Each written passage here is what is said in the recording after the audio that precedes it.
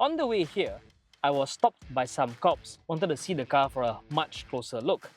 And just getting past a toll booth right outside the gate, a certain German's coupe had to downshift his displeasure towards me, seemingly to implore for a fun time on the road.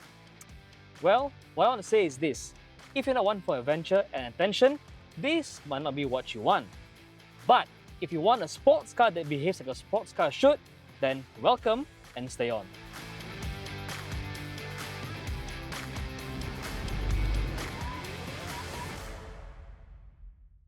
Welcome to the world of the MG Cyberster, perhaps the world's most successful crowdfunded car.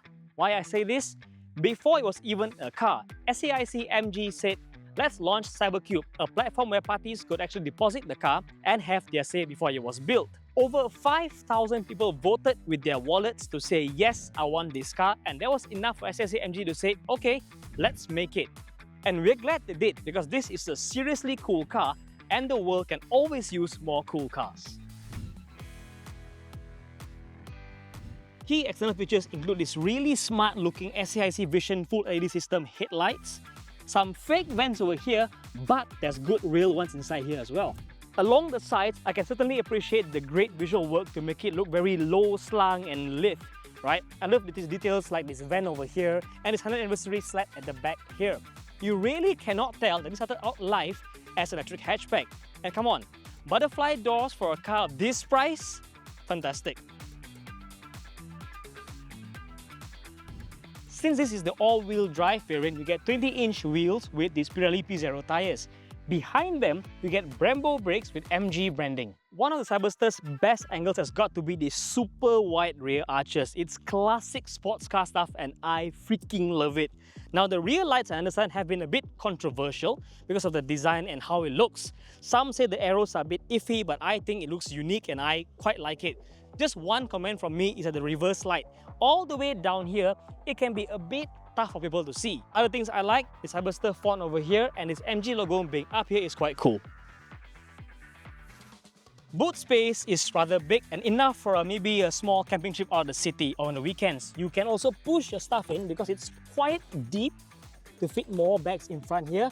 And if you need smaller spaces, there's some cubbies over here. The Cyberster's cabin is a cool cockpit-style place to be in. I like the whole driver-centric approach to it, where everything the driver needs is facing towards them, like the gear shifters, the icon screen and all that. So that's pretty nice. The steering wheel, great place, great things to hold. Nice leather feel over here, and it's very easy to place your hands for more comfortable, natural position. Now, just one point though, the back here, these are not paddle shifters for gears, so to speak. The left one controls your brake regen, while the right controls drive modes. Sometimes when driving down highways, I like to play with gears a bit, so I accidentally press something else instead. Maybe it's time for fake gear shows, MG. Inside, it's a 4-screen setup, so this one is your aircon, ADAS and all the kind of controls. This is for navigation, this is your instrument cluster, and this one is for an auxiliary screen as well as cameras. It's a fairly new design, so it takes time getting used to it. When I first got this car, I put it in reverse and I was looking here, but the camera was on at that side. So that's one thing to note. Another thing is, because the screens are a bit small, it can look a bit squished when you're on the move. But fortunately, MG has kept some sense and retained controls for the aircon over here. And very nicely, the aircon vents can be adjusted using your hands. Regarding the materials, I quite like what we get. Lots of soft touch leather everywhere and also this nice velvety felt-like fabric on common touch points. Other than that, you get this neat forged carbon style pattern on the center console. And one attention to the seats. The seats are plush, as you can see here, nice materials and are quite comfortable even for longer drives, and if you want, you can adjust them in a few ways. Cabin space, well, this is a roadster in the truest sense of the word, so you get 2 people in here at max. You got a pair of cup holders in front, a small card holder. Inside here some cubbies for maybe your phone, keys or wallet. And at the back here, you can stuff in maybe a small backpack or two and maybe your bottles. So this is the all-wheel drive variant, the most powerful Cyberster you can get in Malaysia. 2 electric motors make for a supercar between 544 horsepower and 725 Nm of torque. 0 to 100 km per hour is done in 3.2 seconds and top speed rated at 201 km per hour. The 77 kWh battery gives you about 444 km of rated range, which is around there in the real world. I've driven this car for a couple of days now, and including time it was idling, I've returned about 17.9 kWh per 100 km. As far as driving goes, it's pretty nimble. Not the most razor-sharp cutthroat car out there, but it does the job pretty good actually. Now, steering feel, it might be a little light for some, but it makes city driving quite a breeze. If you're a hardcore driver, you may be a bit underwhelmed, but know this, if you point it in the corner, it will still shoot you out rather cleanly. The suspension, soft, maybe even too soft for some people, but it depends on your preference in the end.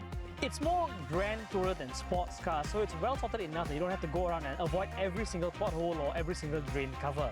Just know that it's a bit low, so take your bumps at a much slower speed than usual. So about speed, right? It comes in a few modes. There's comfort mode, sports mode, and this bright red button that says Super Sport. Basically, it's fast. It's really fast. Let me show you. Super Sport on. It's a neat party trick, but it's something that you won't probably do all the time. So yeah, that's how the difference is. So it's quick. It's really quick, and if you want it to, it'll definitely prove its point. But the thing about this car is it doesn't feel like it's on edge all the time, which is good, because you don't want to race car for the road every single day. What I'm saying is, when the roof is down and the sun is out, sometimes all you want to do is just take a chill drive, and this car does the job. With the roof up, you can notice that it makes a bit of noise inside. It's not the weirdly sci-fi alien-ish sound it makes. It's a very nice, rather tactfully done piped-in exhaust noise, which I quite like actually.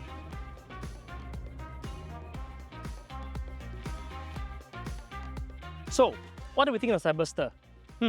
It's not perfect for sure. There's some quirks that needs time getting used to, and the drive can be called a bit soft. But then again, cars like this aren't always about perfection. It's about dropping the top, enjoying the hot sun or even the breeze on a nice warm day. In that aspect, the Cyberster nails it. It turns heads, it's dramatic, it's fun, it's different. And a world full of same ho-hum EVs, that counts for a lot. Thanks for watching guys, I'll see you in the next one. Till then, take care and bye-bye.